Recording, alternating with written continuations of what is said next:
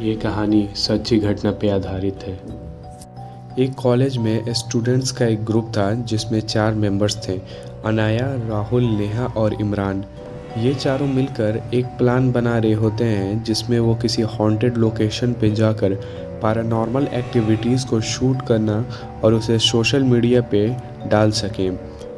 तभी अनाया बोलती है, क्या तुम सभी ने डाउ हिल्स के बारे में सुना है? लोग कहते हैं वहाँ पे हेडलेस बच्चा, यानी कि एक ऐसा बच्चा जिसका पूरा शरीर तो होगा लेकिन सर नहीं। मुझे इसका प्रूफ चाहिए। राहुल बोलता है, गाइस छोड़ो ना इन सब बातों को, ऐसा कुछ नहीं होता, कोई भूत वूत नहीं होता। नेहा बोलती है, गाइस जब लोगों ने इतनी सारी कहानियाँ बना रखी है तो कुछ तो सच्चाई होगी। इरफान बोलता है, वही तो पता करना है वहाँ पर चलकर, ये सिर्फ कहानियाँ हैं या फिर सच्ची घटनाएं।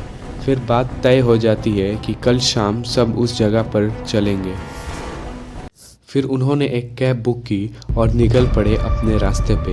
उन सब ने 2.5-3 घंटे का सफ़र किया और सारा शहर पीछे छोड़कर जंगल की तरफ आगे बढ़ते जा रहे थे। जितना अंदर जाते अंधेरा उतना गहरा होता जा रहा था। अचानक से एक जगह ड्राइवर ने गाड़ी रोकी और बोलने लगा, सॉरी मैडम, मैं इससे आगे नहीं जा सकता, मुझे कुछ ठीक नहीं लग रहा। आप लोग यहीं उतर जाओ, मैं यहीं से लौट जाता हूँ। आगे का सफ़र आप लोग पैदल ही करो। कैब ड्राइवर उन लोगों को वहीं ड्रॉप करके फुल स्पीड में शहर की तरफ निकल पड़ता है। इधर इन सबको आगे का रास्ता खुद ही तय करना पड़ता है और वो जंगल के और अंदर जाने लगते हैं। धुंध और ठंडी हवा से घिरा हुआ एक रास्ता जंगल के अंदर जा रहा था और आसपास इतना सन्नाटा था कि इन सभी के अलावा किसी की आवाज़ नहीं आ रही थी। ये आपस में बातें करते हुए जा रहे थे। तभी राहुल का नज़र एक बूढ़े आदमी पर पड़ता है जो इन सभी की तरफ ही आ रहा था। जब इनके करीब आ जाता है तो रुक के इनके चेहरों को बहुत गौर से देखने लगता है। फिर धीरे आवाज़ से कहता है, कौन हो तुम सब, कहाँ से आए हो और यहाँ क्या कर रहे हो? अब जैसे अनन्या कुछ बोलने ही वाली होती है तभी बूढ़े आदमी उनकी बातों को काट कर कहता है कि अंधेरा होने से पहले इस जंगल से निकल जाओ।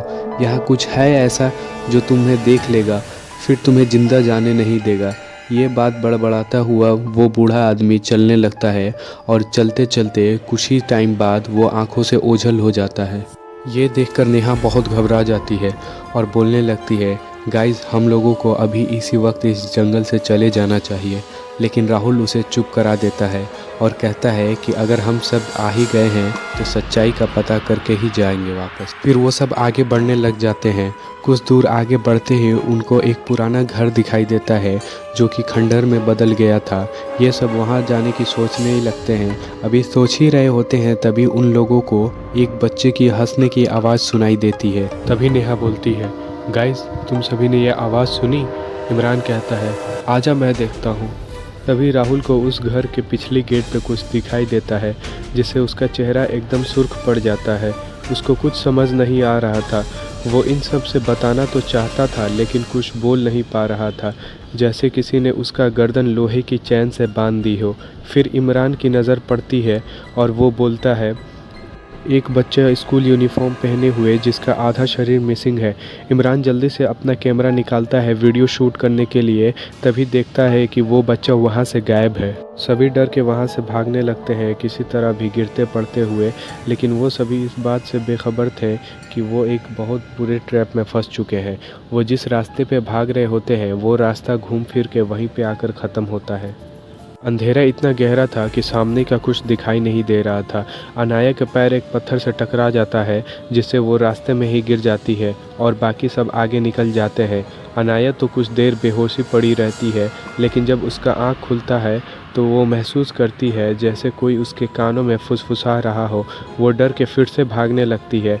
भागते भागते वे सभी एक जगह आकर मिल जाते हैं, लेकिन अभी भी इमरान मिसिंग था। कुछ देर ढूंढने के बाद वो एक पेड़ के पीछे से मिलता है बेहोशी की हालत में। उसकी आंखें ऊपर की ओर पलटी हुई थी और वो बस एक ही लाइन बार बार दोहरा रहा था, वो बच्चा मुझे बुला रहा है, सर कटा हुआ बच्चा, उसने मुझे देख लिया पर मैंने उसे नहीं देखा। फिर उसे याद आता है कि मैंने उस टाइम अपना कैमरा ऑन रखा था तो वो दौड़ता है और अपने कैमरा उठाकर जल्दी जल्दी फुटेज चेक करने लगता है। सारा फ़ोटो ग्लिच हो चुका था सिवाय एक वीडियो के, जिसमें वो हेडलेस बच्चा आता है और इमरान हिप्नोटाइज होकर उसके पीछे चलने लगता है। इसे देखने के बाद इमरान को अपनी आंखों पर विश्वास नहीं होता है और वो अपना सर पकड़कर साइड में बैठ जाता है। अब सुबह होने में ज़्यादा टाइम नहीं था। कुछ टाइम बाद चिड़ियों की चहचहाने की आवाज़ पूरे जंगल में फैलने लगती है। फिर थोड़ी देर बाद सुबह का उजाला पूरे जंगल में फैल जाता है। इधर सब अपने अपने सामान जंगल में ही छोड़कर शहर की तरफ जाने वाले रास्ते पे आकर बैठ जाते हैं। 2 घंटा इंतज़ार करने के बाद एक गाड़ी सामान लेकर शहर की तरफ जा रही होती है। वो सारे गाड़ी के आगे आकर हाथ देते हैं और वो गाड़ी वाला अपनी गाड़ी रोक देता है और ये सब उस गाड़ी के ऊपर बैठकर निकल पड़ते हैं अपने शहर की तरफ। डाउहिल के जंगलों में लोग आज भी जाने से घबराते हैं। लोगों का कहना है कि उस जंगल में चिल्लाने की आवाज़ आज भी आती है। जो लोग वहाँ से गुजरते हैं वो सारे इस आवाज़ को सुनते हैं। क्या आप उस जंगल में जाने की हिम्मत रखते हैं? अगर आपको ये डॉक्यूमेंट्री पसंद आई तो लाइक करें और नए रहस्य जानने के लिए चैनल को सब्सक्राइब करें।